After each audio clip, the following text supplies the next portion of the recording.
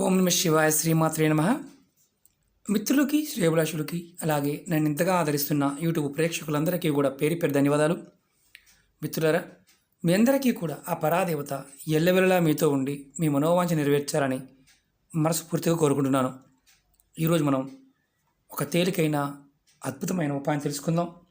మీ మనసులో ఉన్న ప్రతి కోరిక నెరవేరడానికి, శత్రువుల నుండి రక్షణ కలగడానికి ఈ ఉపాయం చేయాలి.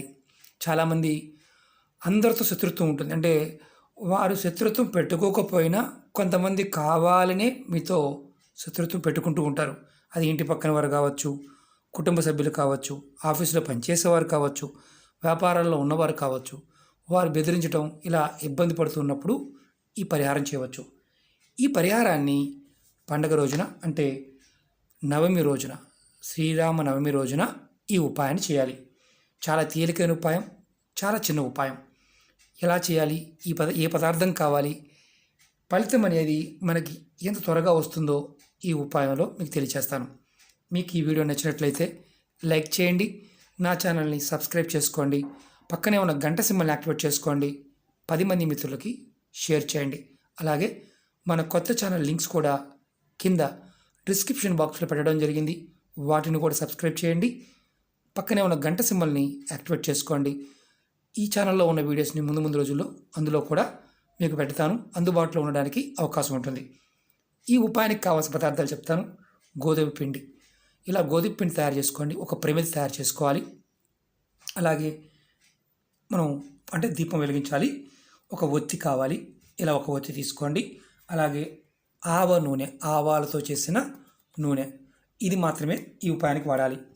ఇది పండగ రోజున, అంటే నవమి రోజున సాయంత్రం మీరు ఈ చిన్న ప్రయోగాన్ని చేయాలి. సాయంత్రం మీరు 6 దాటిన తర్వాత, అంటే పండగ రోజు సాయంత్రం 6 దాటిన తర్వాత ఇలా గోధుమ పిండితో ఒక ప్రమిది తయారు చేసుకోండి. ప్రమిది తయారు చేసుకొని దానిలో ఒక ఒత్తి, ఏక ఒత్తి మాత్రమే, 2 అవసరం లేదు, ఏక ఒత్తి, ఇలా ఒక ఒత్తి వేసుకోండి. నేను ప్లేట్లో పెట్టాను చూపించడానికి. ఇలా ఆవ నూనె పోసి మీరు వెలిగించాలి.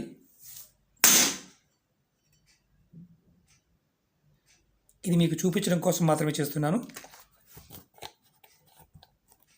మీరు ఒత్తి రెడీ చేసుకొని, సింగిల్ ఒత్తి మాత్రమే మీ పూజా మందిరంలో, ఇది మీరు చేయవలసింది మీ పూజా మందిరంలో ఇలా రెడీ చేసుకోవాలి. తర్వాత ఒత్తి వెలిగించండి. ఇది అద్భుతమైన తంత్రం.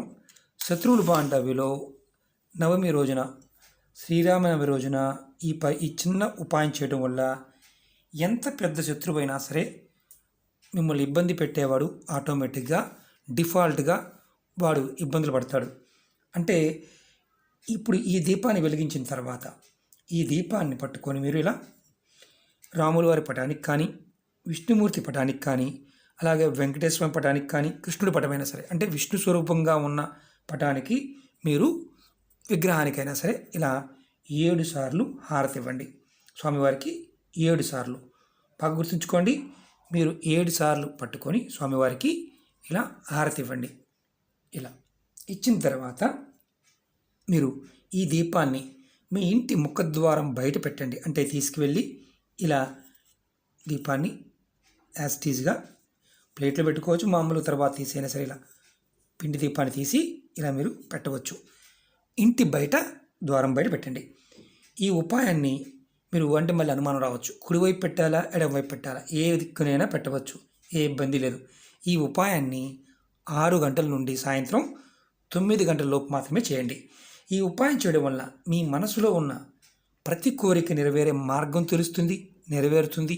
అలాగే శత్రువుల నుండి రక్షణ ఖచ్చితంగా లభిస్తుంది. ఎందుకంటే కొన్ని పర్వదినాల్లో అద్భుతమైన శక్తి దాగి ఉంటుంది. ఆ సమయంలో ఆ పదార్థానికి ఆ శక్తి ఉంటుంది.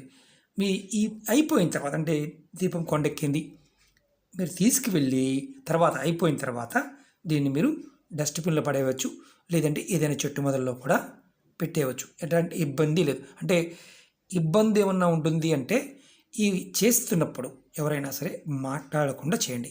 అంటే కొంతమంది మాట్లాడుతూ చేస్తూ ఉంటారు, మాట్లాడకుండా చేయండి. అలాగే నెలసరి ఉన్నవారు మాత్రం చేయమాకండి. గర్భిణీ స్త్రీలు చేయమాకండి. మిగతా వారు ఎవరైనా కుటుంబ సభ్యులు ఎవరైనా చేయవచ్చు. ఆ కుటుంబానికి సంబంధించిన ఇబ్బంది పడుతూ ఉన్న ప్రయత్నపూర్వకంగా చేసి చూడండి. ఫలితం అద్భుతంగా ఉంటుంది. అది కూడా పండగ రోజు సాయంత్రం చేయాల్సిన ఉపాయం. ఓకే మిత్రులారా, ఈ చిన్న ఉపాయం మంత్రం లేదు, పదార్థము శక్తి.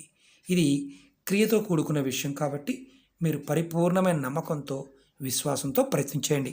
అలాగే మీకు ఈ వీడియో నచ్చినట్లయితే లైక్ చేయండి, ఛానల్ సబ్స్క్రైబ్ చేసుకోండి, పక్కనే ఉన్న గంట సింబల్ని యాక్టివేట్ చేసుకోండి.